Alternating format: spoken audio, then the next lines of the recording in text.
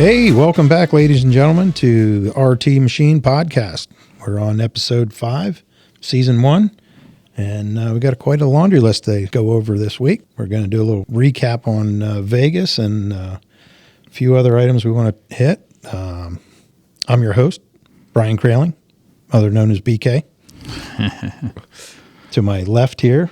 Yeah, I'm Erik Boos, VP of Operations for the company. I was on episode 1. That's the last time I was on. Yeah, you haven't been on much. My name's Ron Boos, of course. Buck stops here. I like that one. I'm Dean Brown. I guess I'm Mini Jamie now. Podcast producer extraordinaire. Extraordinaire, yeah. He's come right on board with that pretty well. And we got Ryan Combs here on the end. Fantastic. Got a great crew here today. Let's jump into our Vegas recap. Yeah, so we had a booth at the AWFS show, which at this point would have been last week. We're about a week out from the last day now. We took an Oliver Strata plane out there and then just a kiosk to promote the used equipment. A couple of the service guys went out with us, and then Ron, Cody, and myself from the sales staff. I was pretty satisfied with the lead generation out there. We had quite a few people come through the booth. I think a lot of them were just put me on my mailing list, but we got some interest in a few of the machines. Yeah, I didn't know how it was going to go because we've heard kind of mixed signals about this show. For a while. Some of the big four didn't even go, which is interesting and was a little scary, but all in all, I think it's going to end up being a benefit for us. I would do it again, I think. Yeah, I think so. Traffic in the aisleways was hit or miss. Sometimes it was full, and other times there was nothing, but that's kind of a typical show. So I think all in all it was good. We had a couple of projects. One customer stopped by. We were talking about two double end tenor project. Yeah, 2-pass tenor line. It's going to end up being a used machine because he can't wait for a new one, I guess, and doesn't have the budget for a new one. Right. So that's kind of an involved thing for a special cabinet assembly product, and we have to do some modifications to the machines. So we got to move some heads around. I don't know if too many other dealers could do what we have planned to do if they come through with it, but no, and failed to mention we have the machines here already. We have 2 double ends that we could build a 2-pass line out of. So that'll go into the shop, and the shop guys will do a bunch of work on it. Yeah, we have to take some of the motors off and move them to different positions on the machine so we can accomplish the task they've asked for. So yeah, we might even have to custom build the transfer. I don't know. We haven't gotten that far in yet. So. Yeah, they want to transfer it automatically from one tenor to the second. Will that be with controls, all the redone controls on it, or? Yeah, if we're going to control the 2 machines together, we would have to do that. Yeah, it's going to be quite involved. If again they have to commit to it, which we haven't gotten that yet. But it's pretty. Like I said, I don't know any dealer, number one, that would even have the machines. And we have 2 machines here that'll work, and then, of course, the expertise to be able to modify them. So it'll be an interesting project. Yeah, absolutely. That'll be a fun one. Yeah, Kyle will like that. Yeah, he'll enjoy that one. Kyle was our guest from last week. Yeah. You guys heard of him? Yeah, controls beast. And pretty much the only other thing to report on Vegas was it was very hot. It's 113, 14, something like that when we were out there. A little toasty when we went from building to building. That's where you need the monkey butt powder out there. Yeah, that would have helped. Came home to Pennsylvania to the mid-90s with humidity. I'm not sure which is worse. Yeah, I don't know which one was worse for sure. It's nice out here now, but and the show was quite chilly. They had damn good air conditioning. Yeah, Andy, our service guy, which if any of the listeners out there have met Andy, he's not a large man, doesn't have a ton of meat on his bones. He when all the customers left at the end of the day and the AC was still blowing, it got pretty chilly in there, and he was about shivering. Yeah, to get pretty chilly. Yeah, but no, we had a good week. Had some good food out there, and saw a lot of customers, so went well. That's good. Yeah. So good showing. Yep. Yeah, you also get to catch up with our vendors and manufacturers from the industry at shows like that, which is a cool thing. Actually, 2 of our manufacturers won what they call the Visionary Award out there, one of them being Altendorf for their handguard, which I think you guys have already discussed on here a little bit, maybe? No? I think we touched on it a little. touch on it a little bit more? Yeah. Yeah, you can. You know more about it than anybody. You showed it off last year at the Wood Pro. Yep, we had it at Wood Pro last year. That's they're running 2 cameras up above the saw blade, taking a video basically of your hands, timing, being able to recognize your hands, up to 3 or 4 hands on the saw carriage, and then it is timing how fast your hands are moving and your direction of your hands, so that if you trip and fall, that saw blade's already down before your hands ever make it to the saw. Some pretty cool stuff, and they're putting that on their F45, which is their top of the line saw. So you have the quality of the Altendorf name plus the protection now with them. So that knows the image of a hand based on that. There's 5 fingers, and So if you cut a finger off, it still recognizes the hand. You can lay your hand out, and I was playing with it at the Wood Pro show, and we had multiple hands on there, any shape. If you make a fist, it was still recognizing it. So interesting. I'm not sure how they're doing it, but It's a great technology. It Really. definitely works. I yes. Yeah, you're not even anywhere close to the blade. That's the key feature with their unit. Yeah, there's like a light bar on the saw hood, right? And that changes colors based on how close your hand is to the danger zone. Yep. If you're ripping a small piece, it'll start to light up yellow, saying, okay, your hand's getting close. But as soon as it goes red, that blade drops. Right. And I remember from the training that the one complaint they had during R&D was, I think the initial version of this machine wouldn't work with gloves. You remember that? Yeah. So they actually ship a special pair of gloves with the machine that the camera can recognize. Yep. Yeah. If you have a factory where you're required to wear gloves, you do have to use the Altendorf gloves with the saw. There are other colors, but the way their color system's working, they do recommend you use their gloves. Pretty neat setup. Yeah, very nice. What was the other Visionary Award? The other one was Northtech's dovetail glue machine. That's the first time I ever saw it in person, but it's a really small machine, only like 3 foot wide by maybe 18 inches deep, and there's virtually no setup on the thing besides changing the speed and changing the amount of glue. But you put the part in, and it recognizes the part, and then there's a little head in there that moves laterally and spits the glue into the female or the male ends of the dovetail joint. He was telling us he had a wide part. I don't remember how many fingers were on there, but he said he cranked the speed all the way up, and it sounded like an assault rifle. It was like Firing down through there. Well, and the nice features with that is you're getting a consistent glue line, which is number one. Right. You know, that you're not getting all kind of glue spill out and everything. And just the time savings, Yeah.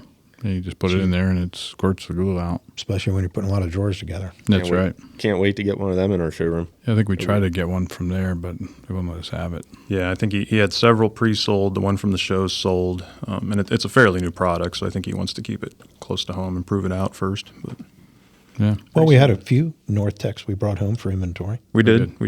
At the end of the show, Friday was a little bit slow at the show, so I started walking around and trying to make deals. So Plus, we had room on the truck. we did have room on the truck. Yeah. We've kind of decided as a company that we're going to really commit to our relationship with North Tech. It's a good group of guys, a good company. So that was the first one we concentrated on. We ended up buying a molding sander, which we've already sold a couple of those into the Northeast market here. Seems to be a really good machine. We've had good luck with them. Yep. I bought an edge sander, with a really tall platen on it. Which Well, would I be think great that's for- what, 16 inch? Yeah, 16, I believe. 16 by 48. Do your drawer boxes on. Yeah. Right. Some wide. Yeah, and then an automatic dovetail machine, which we've sold those many times over the years, so we know that's a good product. Yeah, North Tech gives us a nice lineup, a lot of avenues with the Yeah, it's equipment. full range. Planers, joiners, a lot of equipment. Simple, classical woodworking equipment. Heavy. Molders, wide belt tenders, they got it all. So. Yep.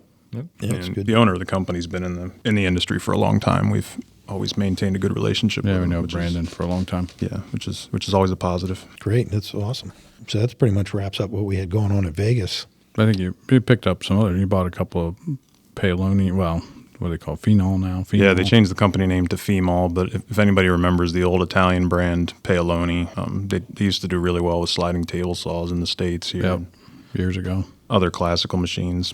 Yeah, we ended up purchasing a 24-inch helical head planer for stock, more just because I thought it was a really awesome looking machine, and RT does not really have a European classical line right now. So Right. we brought a shaper home because the importer didn't have room on his truck, so I was kind of doing him a favor. We Looks take like big a nice trucks to shape. the shows. Yeah. It's a nice looking shaper too. It's a sliding tenon attachment off to the side, and everything's pretty heavy looking. Yeah. Yeah, it's going to be a nice addition to the. They're up on the website already, I think, right, Dean? Yeah. Yeah, they're all up there, and got photos of them yesterday. So Yeah. Didn't MJ have a robotic dovetail, something along them lines? Well, they had a dovetailer and they put a little robot on top. It's not refined yet. They just showed that they could pick up a piece on one side of the machine and dovetail, turn it, hit the other end, and then stack it. Okay. So it's got a long way to go before it's sellable, but it's well, I shouldn't say a long way, but they have some work to do on it. That'd be a good piece. Yeah, it was pretty impressive what they did with the time they had, because the background on it is apparently the cobot is what it's called. The smaller robots that are meant to work nearby humans showed up at the shop 5 days before the machine had to ship to Vegas. So, Yeah. but yeah, they had it running. They weren't making sawdust with it, but it was picking the parts up, flipping it around. And it's. I think they're already prepared to start quoting that to people. Yeah, I was at one of my customers up in the Hudson Valley in New York this week that had a nice robot going on, and it was Oh yeah, you sent a video picking of up that. stacks, and Stickers, yeah. and putting it on there. So that was kind of interesting. That was about a $60,000 project for that company, and took a whole man out of the production line on that. That was in the rough mill. That was in the rough mill. Yeah, it was off of the tilt hoist, and the stickers came out, and the robot was grabbing them and moving them over to a pile. Putting them onto the It was pretty cool. Pretty parts cool. where they move out through the yard then, and Yeah, they take them and reuse them. yeah, that customer's actually looking to automate a lot in their finish line area. So we'll be in there doing some evaluations and seeing what we can do for them. Good. Yeah, it was nice up through the Hudson Valley this week. It was nice and cool. Wednesday it was like 68 degrees in the valleys. Yeah. It was a nice big change. Took a little break from the city. Different from Vegas, huh? Yeah. Yeah, absolutely.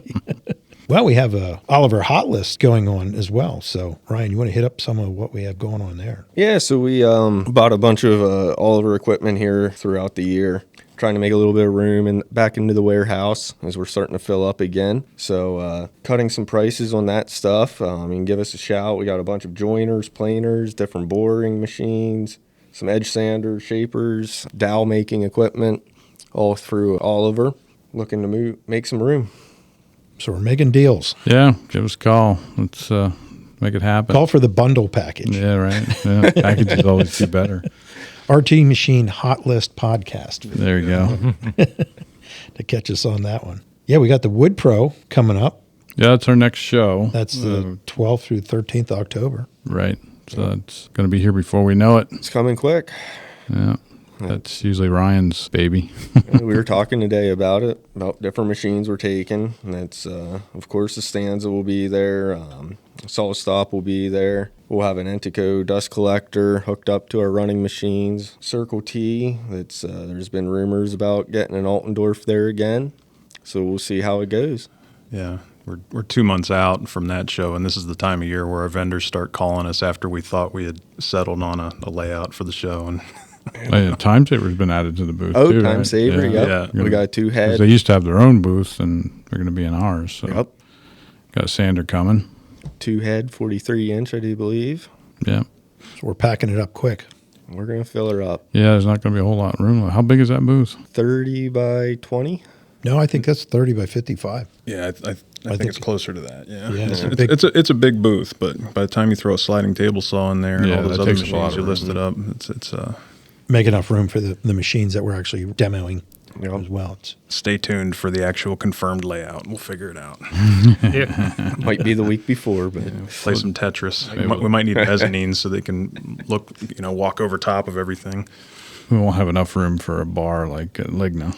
Yeah, full bar and restaurant with waiters. Wait staff. Yeah, one booth in Ligna is about the same size as that show hall.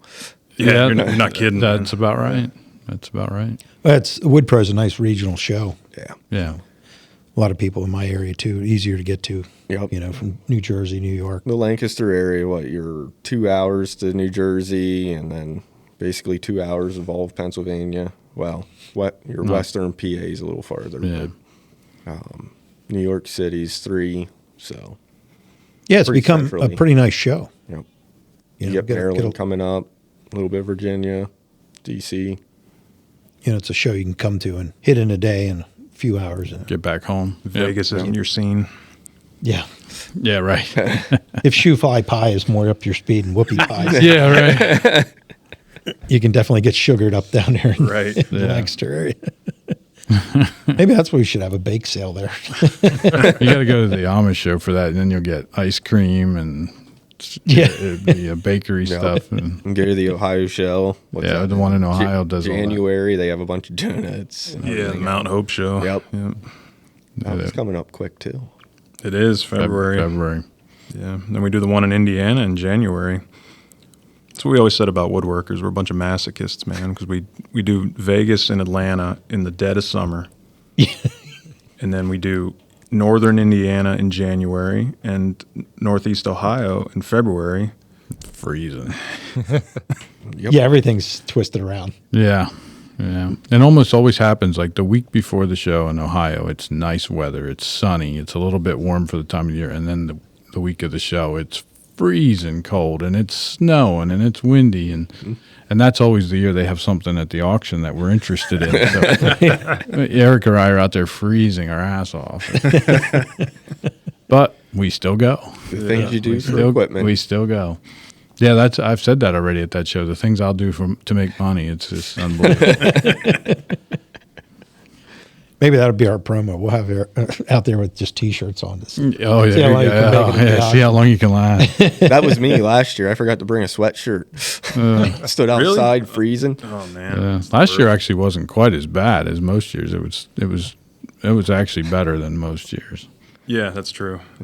And Andy's the only one who takes a sweatshirt to Vegas. Right. Yeah, Yeah. That's too fun. Yeah. Poor man's cold therapy. You don't have to go do a cold plunge. Just come to the show. yeah, So that's going to be a good one. Yeah, and it's going to be here before you know it, really. yep. October 12th and 13th. So yeah, we'll see you there. 2 months away. Yeah, You know, it's funny. This week we had 3 different customers in different regions here that we're working on wood waste grinders and dust collectors going to a boiler system that's actually heating. And my one customer actually has it set up to 100 kW generating system and Cogen. feeding back into their system, yeah. which is surprising. It's like in 1 week we've had 3 customers on that path. We've been doing quite a bit with Vecoplan on wood grinders. I was at a customer's this morning and ran back here to do this. He's putting in a new operation. We're trying to decide whether he's going to go vertical or horizontal. And the horizontal one, he has to go underneath a conveyor that's only 20 inches off the floor. And had Dan out there to see if we could make it work. And he just called before we started and saying that they can do it now. Oh, good. But they got to build the conveyor in Germany and bring it over here. Instead of a standard stock one, we thought we could cut the sidewalls off, but we can't. It's a custom unit for that. Yeah. So that was a good project. I think we have a shot at it anyway. We don't have the order, but we have a shot at it. Cool. We just got done with an install on one down at Cherry Hill. They were grinding all of their wood waste, going into a conveyor, drag chain conveyor, onto a sliding floor, into an auger system that fed into their boiler, and that's how they heat their plant all winter long. Yeah. Yeah. That's a vertical there, right? Yep. Yeah. That was a vertical. They have a bunch of dump bins throughout their facility that whenever they fill up, they'll come over, dump them in, let it run, make scrap to heat with. Yeah. They Yeah. also run their kilns off that too. Yeah. Oh, very good. Yeah. Yeah, I ran a system forever. We talked about it a little bit last week Yeah. with Kyle, but that was a fantastic way. When we did the initial numbers, it was saving us in the winter $10,000 a month. Wow. That's a lot of money. Yeah, you can do a lot of stuff. Yeah, that's for sure. Versus paying to get rid of it. Oh, yeah, and I have a customer we're working on right now with just a grinder unit, and they're sending 3 40-yard dumpsters out a week in waste. And we just actually sitting over here behind Ron, we have the test grindings for, they have a Corian product as well that they wanted to grind with the rest of their wood waste. And we sent a bunch of product down, and Becco Plan actually ran the tests on it and feel pretty confident. So they wanted to be able to run their particle boards, plywood, and get rid of their solid surface waste and some of their skid lumber. So it should be. What will they do that solid surface when they grind it up? This one, I think at the moment, they're just going to get rid of it to still go into the dumpster, but it's going to be condensed, and hopefully they get down to maybe. Almost looks like rocks you'd put in your driveway. Yeah. Yeah. It's a little sharp, but maybe the flower garden, if you could separate it out, Yeah. put some buckets underneath the grinder and Yeah. I'll take the garbage. Yeah. yeah. So that was a neat thing that we pretty much can grind almost anything. Yeah. Yeah. Do we have anything with the cardboard as well?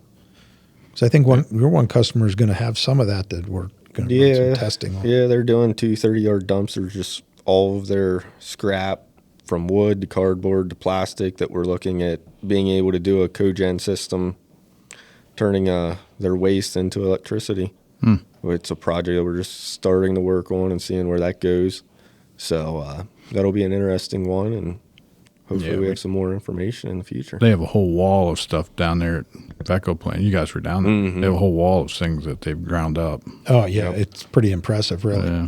The Craziest one we ever did were mattresses, right? Yeah. Yeah.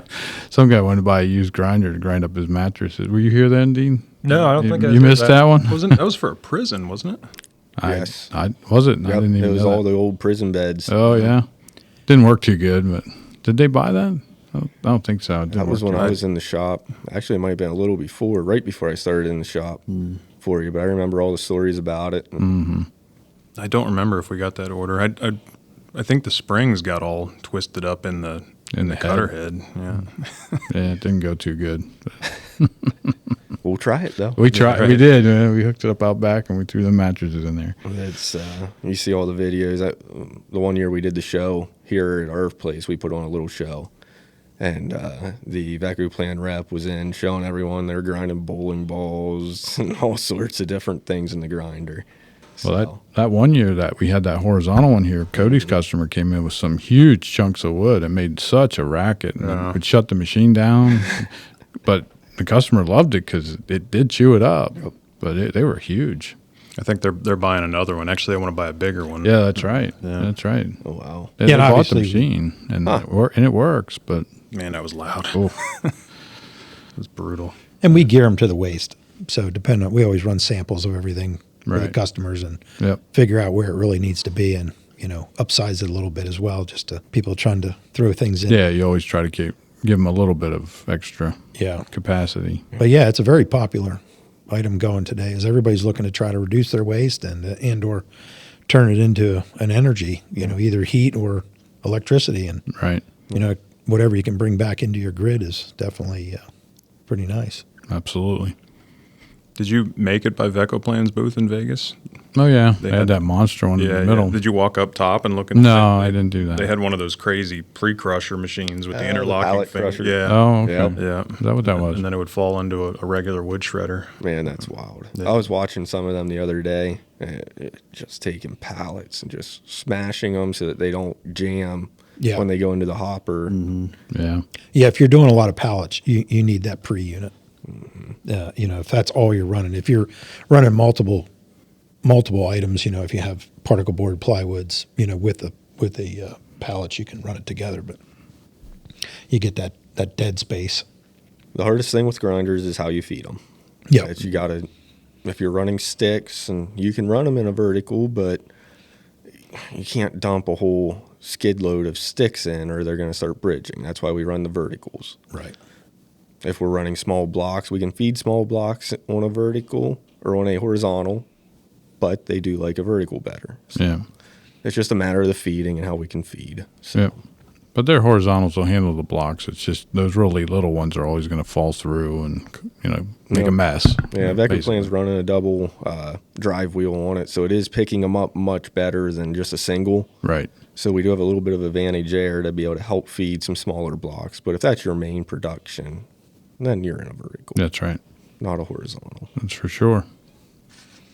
Yeah, that's some good stuff we got going on there with the past week, just on the grinders Yeah.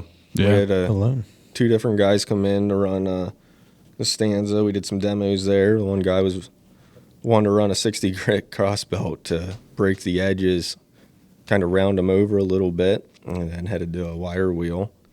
Test went very well, And he was what, distressing the lumber. yep, giving a distressed look with the edges broke. So that was a pretty cool.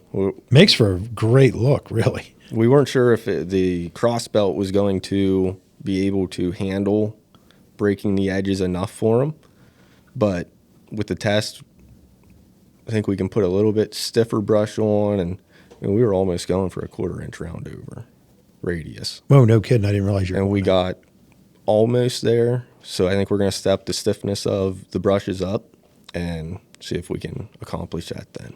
How was that machine set up? That was what, a 3-head unit? Yep, that's a 3-head. We only ran. We know we can do the wire wheeling and the Tynex brushes to give the de-stressed look. It was more of. So Stanza offers a bunch of different style heads on their machines. One being a crossbelt, an orbital, or a random platen unit as well. So it was a matter of seeing what other kinds of looks we could get with the different heads that aren't quite as commonly seen in the industry. Well, and the nice thing with that crossbelt setup, you can run different grits on that and just reverse the speed. Yeah. I changed the grits out, and it took me 30 minutes to do it. It was the first time doing it, so it was pretty cool. Oh, just doing all of them. But Yep. well, the dual-sided, all you got to do is flip the rotation. Yes, if you have a 2-sided brush in there, but typically we have it set up for a cabinet door, which is 180, 220. Yeah. One for whitewood, one for sealer. But so we had to pull them out and put the 60s in. And the orbitals had the dual grit as well, right? Yep. Yeah, all three heads can be double-sided. Yeah. Yep. So a lot of variation that can be done with that head. The head units pull right out of that machine, which is pretty slick. Yep. You know. Very versatile. And I mean, it's finishing and sanding, so we have to test it to make sure Right. everyone's what they want to see out of a sander could be a little different. So we have to test. We have to make sure it's going to give the proper quality finish for what they're doing. You've done pretty well with those. You've got a couple of those out in the field now. Starting to be a bunch of them out there. Yeah, right. I mean, we run them and make sure that the quality of the finish is good, and it's a lot faster than standing there with a palm sander and having 3 guys stand around a bench palm sanding. For sure. Yeah, I had the one customer where we ran the doors, and it was still faster making some of the profiles that they had on their doors.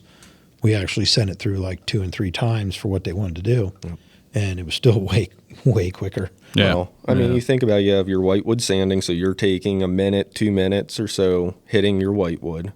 And then typically you're going to a primer. So Yep. depending on your primer and how much sanding you need after, I've seen as low as a minute or 2 to scuff it quick, up to 6-7 minutes a door. With the hand orbital. With a hand orbital. Right. And then getting down the cracks, you have to take your, like a little hand piece and just kind of go in your cracks in. Right. And a lot of people are putting 2 coats of primer on before applying a paint layer. So we're sending it through within 30 seconds. That door is coming out the other side, scuff sanded, ready to go back to primer again. Save a lot of time. Yep. Yeah, especially with not having the labor force. Yeah, it's got to be hard to find people to do that. Yeah. Well, and the consistency too. Takes a little bit up front, learn out Absolutely. which profile does what, and Right. that's kind of what I did for the other customer. We had like 6 different profiles they were running, and we just figured out which one needed what. And a couple of profiles we made one pass with, and they were ready. Yep. Well, it's one of the guys that came up today, earlier this week. He was running a cheap wire wheel machine. All of the heads were bolted in with bearings, and when you were going to change a head out, it was a whole job within itself to pull that head out. Well, one of the things that enticed him about this machine was we can swap a head out in 10 minutes or less, under. So we break the corner edges, hit it with a wire wheel, hit it with a Tynex wheel, and then if he wants more passes or he wants to change product, he can slide that head out, slide a different style head in, and be ready to run again. Very fast versus he was talking about buying a 6-head machine. I'm like, well, it's going to be a lot cheaper and a lot more efficient if we just slide. And Right. So that's And saving versatile. space in the shop. Oh, yeah. versus, 6-head machine would be a big machine. I mean, you're talking. Well, and the power consumption. Yep. Yeah. You're talking a whole different animal going into a 6-head Yep. wide belt. For sure. What is that machine running on back there? When you say running on, What power do we have on that one? I think that one's a 460. I think it's 460. How many total horses that do we know? Is it 3, 7.5? Is Yep. that what that is? Yep. 7.5 Plus when the we're feed. running just the finishing sander. If we bump it up to a wire wheel machine, we're running 10 horse. So 10 it's horse much motor. more manageable for a lot of shops because I run into that quite a bit. And, I'm quoting some machines this week for a customer that they were definitely challenged for power. Yeah.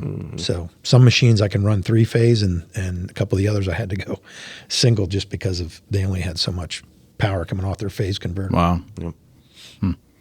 Well, Yeah. we did the show last year at out in Ohio. It's a very heavy Amish crowd, so we had a lot of questions when changing it over to hydraulics, and it's a very simple machine to be able to change over. You have 3 motors, you throw 3 hydraulic motors on, and then they have flow controls. You can adjust your speed then with your flow controls, and your heights are all just the manual hand crank. So there really isn't much different, anything too fancy about the machine either to go wrong. Yeah, it's a great piece, really. We should probably do a video showing the changeover on the heads one of these days because I think people don't appreciate how. I mean, to do it quickly, 2 guys makes it easier. But Yep. 'cause they are- Stanza have a video on that or not? I don't think so. Do they? No. I haven't seen one. We did kind of a video like that here the other day. Miranda came out and we shot a little bit of it. Okay.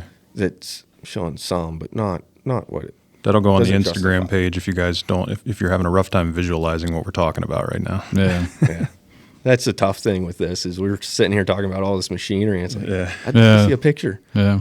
It even helps me to look at a picture to talk about some of it. You can see everything on our website. Yep. So, and or give us a call. Yep. Give us a call. It's I think we're throwing in an email address, podcast@rtmachine.com. Yep.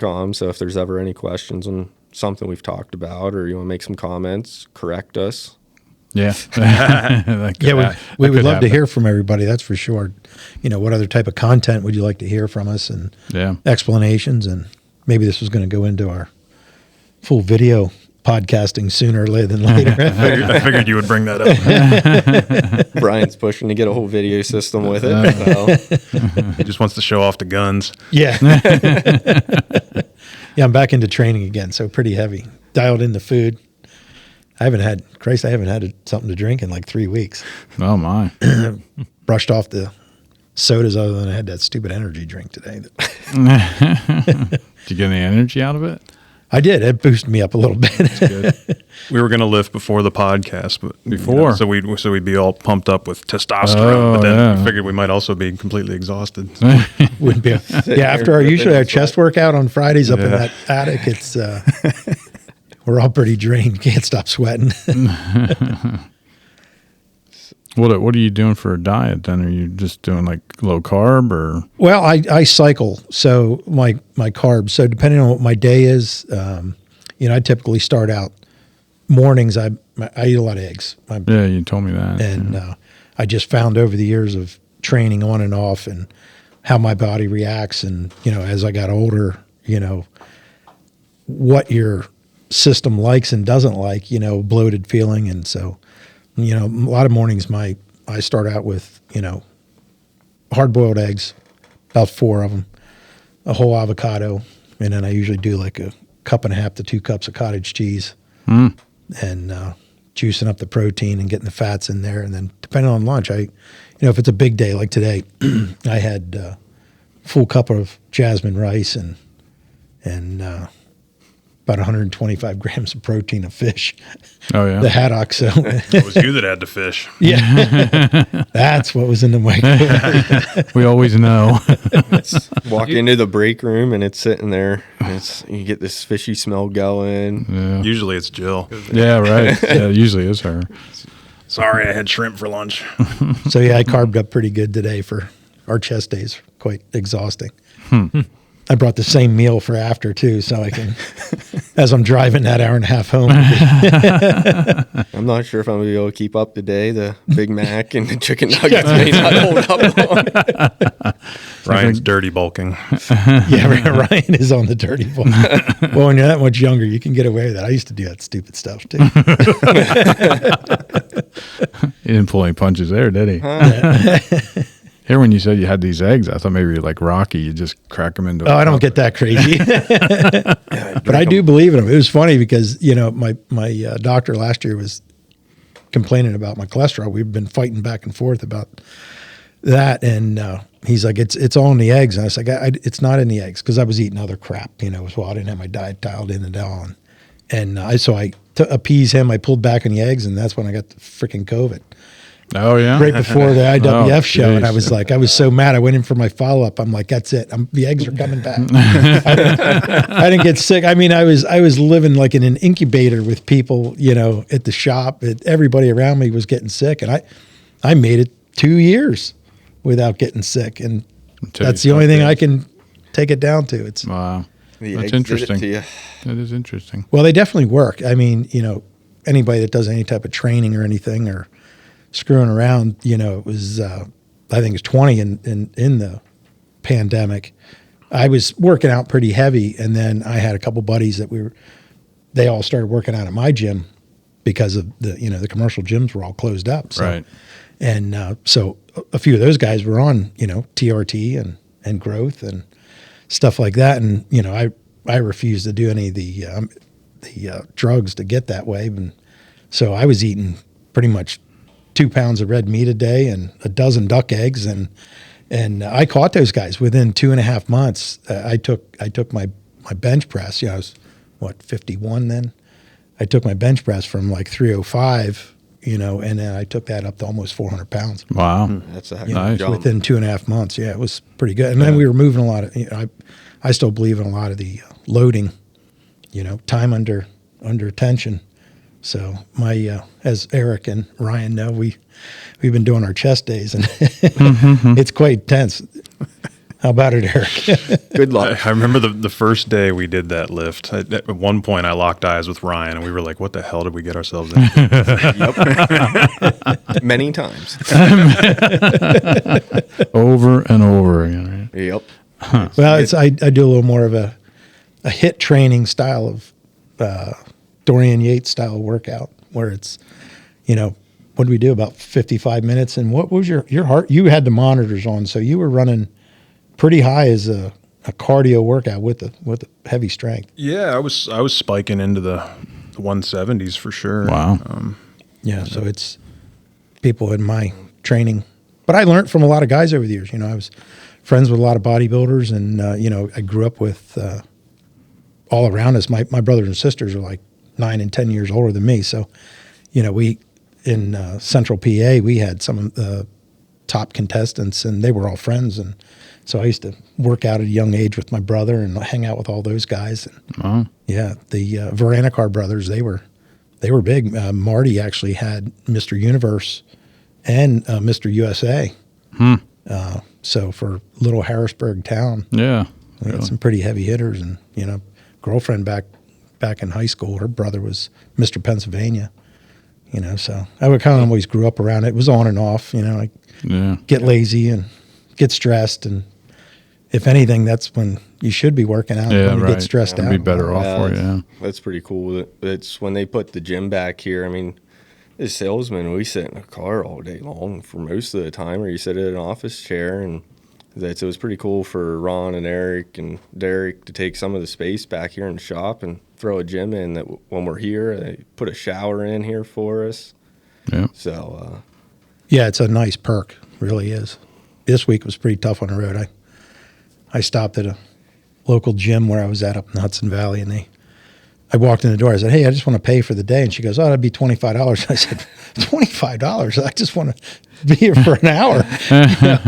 So the kid behind the counter said, "No, let's just make it $10." So I was like, "Okay, that's manageable." Yeah, that's better. But the hotel gyms and stuff, try to get. I worked my muscle group around whatever type of equipment Yeah, is just available. Normally a broken elliptical and Yeah.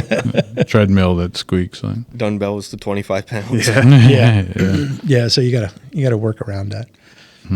But no, out on the road with that, it definitely helps. Like you said, being in the car all day and Yep. hitting some of that. The other morning, I was up at 5 a.m. and getting my run in and nice shoulder workout at the hotel before hitting the road. It makes a big difference. Oh yeah, last week I took a drive out to Indiana to show some machinery. It was 9.5, 10 hours out. Jumped in the car and drove right back. It was 20 hours and a day and a half just in a car. So I mean, being able to go to the gym is nice. Yeah. it's amazing how rough that is on your body. Just Your back is screwed after that. Yeah. The older you get, the worse it'll get, I'll tell you. Yeah. Sometimes I get out of the car, I'm like, it didn't used to feel Feel like that. You're sitting for 5 hours and it's like, oh, maybe I ought to straighten up and have better posture. Yeah. And then an hour later you go by and your back's tilted off to the left. we didn't even get into the diet on the road.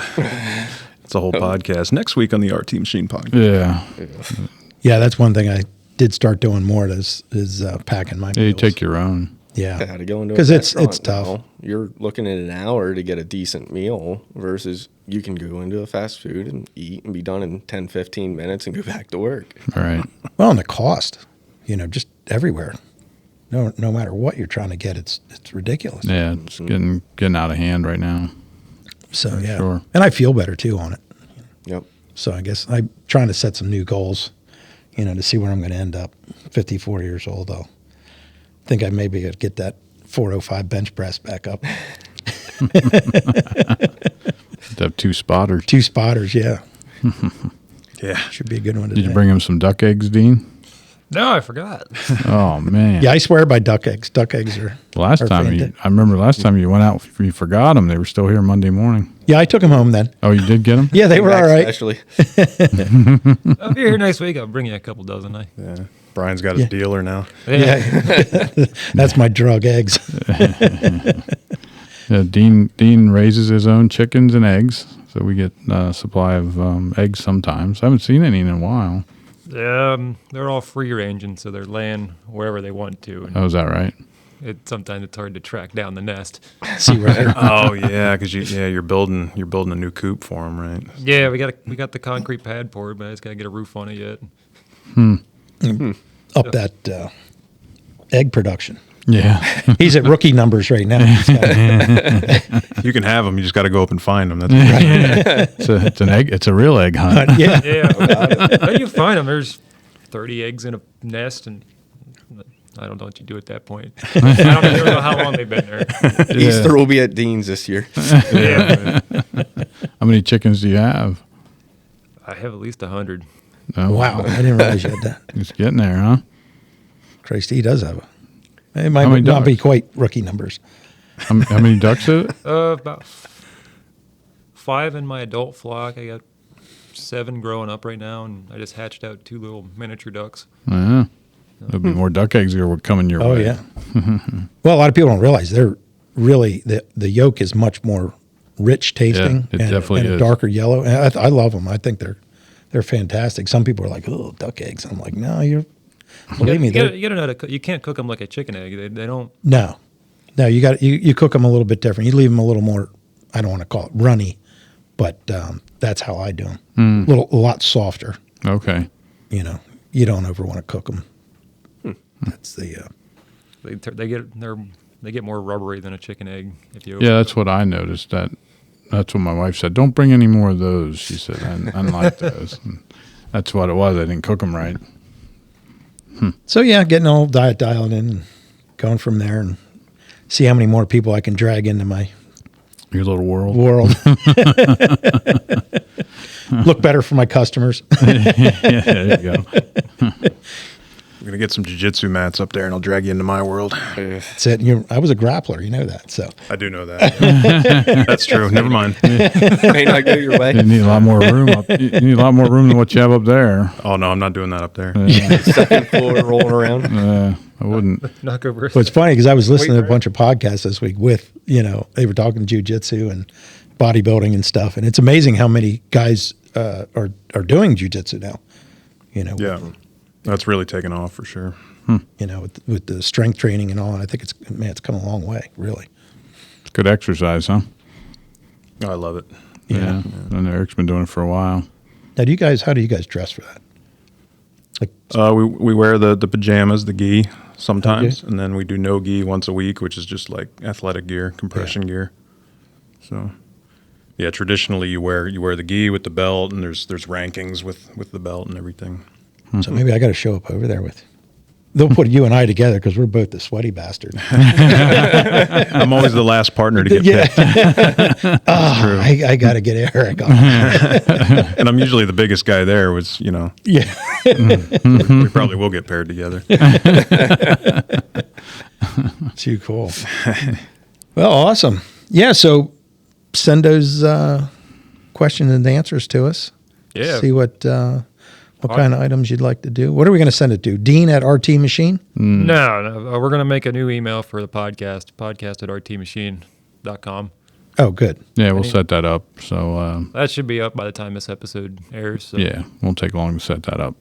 Oh, excellent. That'll be good. send us suggestions, any questions. Yeah, and we're always looking for guests. So Yeah. spotlight customers and whatever else that we have, some of our vendors and stuff we have coming in. Next week we have a guest, right?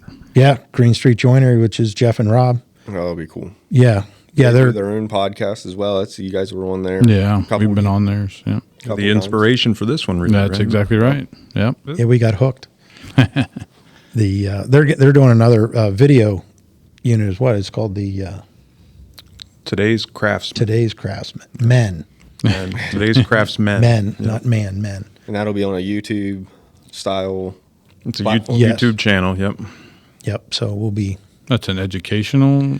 yeah, that's going to be more of an educational deal and spotlighting equipment, ways to do different things. So their focus is going to be, bringing that garage hobbyist type of woodworker into it, from the beginning stages, and then they're going to be setting that up in their old shop, which was kind of reminds you of like the new Yankee Workshop type of building.